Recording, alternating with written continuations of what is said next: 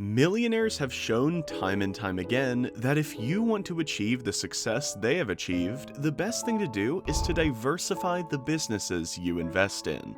Similarly, an extra of the assets obtained in other areas that can provide us with benefits must be injected.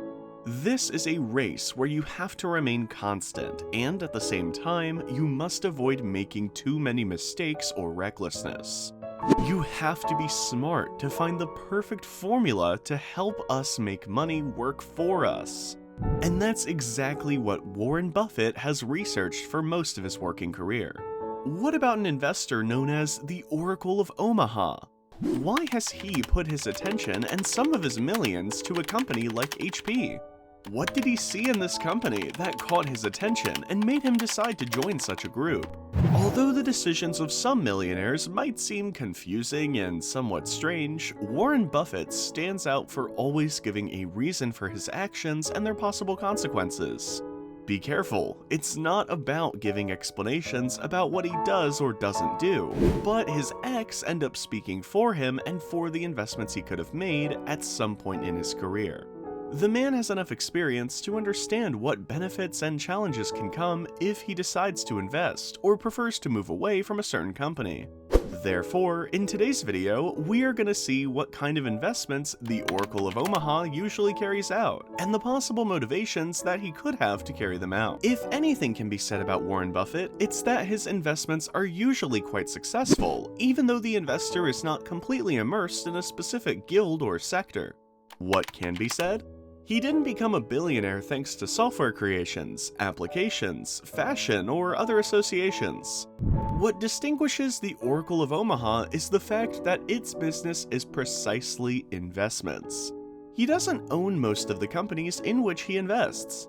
By contrast, the only corporation that could be said to be entirely his is Berkshire Hathaway, which is a company that owns, in whole or in part, various assets and properties belonging to various business groups. The institution is dedicated to acquiring dividends from certain companies, and then considering their sale at a higher value, or looking for a way to retain those assets until they can pay higher profits to the company. As you can see, Warren and his team have everything calculated when making decisions and buying shares of certain companies, because it's a business that they have been exercising for a long time. More so, if you take into account that Buffett became the president of such a company in the early 70s. American Express, Coca-Cola Company, Costco, General Electric, Heinz, Johnson & Johnson, Kraft Foods, Lexmark International, Norfolk Southern Corp, Shaw Communications, Home Depot, US Bancorp, Walmart, The Washington Post, and Wells Fargo are just a few of the companies in which the investor has acquired shares, and all that was thanks to Berkshire Hathaway. Seeing the huge portfolio of stocks and companies he has, most of his followers were not surprised when Buffett announced that he was interested in acquiring shares of the Hewlett-Packard Company. That's right, the tycoon and his team were willing to pay more than $100 million to obtain a significant percentage. What's the company's response? The company simply accepted Buffett's interest, and a few weeks later, the legendary investor revealed to the media that he had achieved his goal. He had acquired 11.5% of the company, thanks to the purchase of at least $121 million in shares. As is to be expected, the Berkshire Hathaway conglomerate was a fundamental piece to make this acquisition, and questions about HP didn't take long to arise. Why had he allowed it? Did they want this to happen? Looking for answers to their questions, news platforms such as Yahoo Finance took on the task of looking for one of HP's executives to ask him to clarify the nature of the purchase. Although at first none of the figures behind HP spoke out, Enrique Lores didn't take long to come out and comment on it. Quote, "First of all, he and Berkshire are one of the most reputable investors in the world, and we welcome them to HP," the executive said. Quote, "But we are going to continue managing the company as we have done up to now.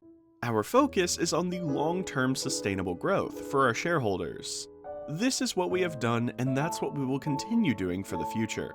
From what Lores said, although a part of Hewlett-Packard now belongs to Berkshire Hathaway, the company doesn't plan to change the way of working it has been leading for all these years. What's more, the purchase seems to be viewed favorably, since having a name as well known and esteemed as Warren Buffett could help them reach those places where they had not been able to climb. Of course, that last one is just a theory, but many companies on Berkshire Hathaway's list have benefited from simply being part of the conglomerate, so why should it be any different with HP? If you've reached this part of the video, we want to thank you for all the support you give us with your views and subscriptions. All their help is valued by the work team and allows us to continue growing within YouTube. Of course, if you want to support us even more, you have the like button in the bottom corner of the video. If you click on it, you will be telling the algorithm that you like our content, and the algorithm will recommend it to other people. Let us grow, and we will continue bringing you all the topics that interest you so much. If that thumbs up is already left, let's continue. That's the question most economists ask themselves when they dig into the HP Buffett case, but if you think carefully, the answer isn't that hard to understand, especially if you have some data on Hewlett-Packard at hand. From what the company reported in its financial results for the first quarter of the year, it's known that it recorded revenues of $16,490 million.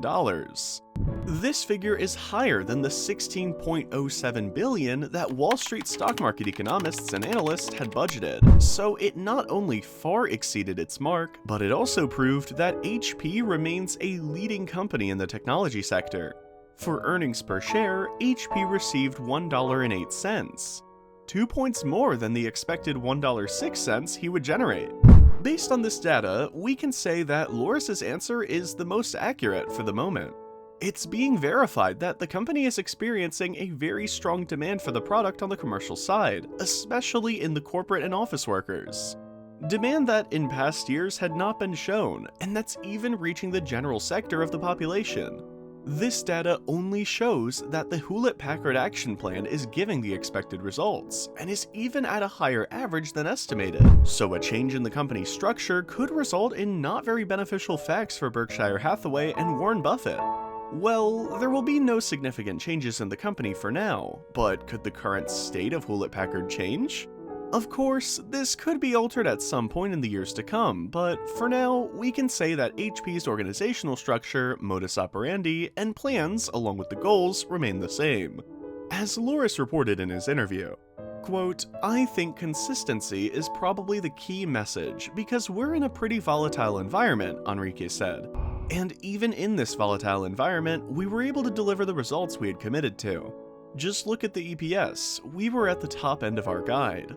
So, again, consistency is important these days, he concluded. And with this last comment, we end this video.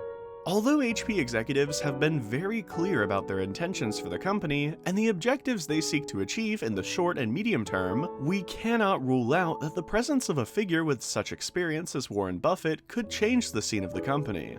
This, in turn, would have to give them that distinction among the customers that they were looking for. However, could it be that Warren Buffett has other plans for the company? Why did he buy 11% of the company's assets? Why that amount and no more or less? Could it be that this number will allow him to make certain changes in HP in the future? Leave your comments on the topic, and don't forget to send us your suggestions for new themes. We are attentive to the news you want to see on the channel, so send us your suggestions. Thank you so much for staying until the end of the video. Subscribe and help us with your like. See you next time.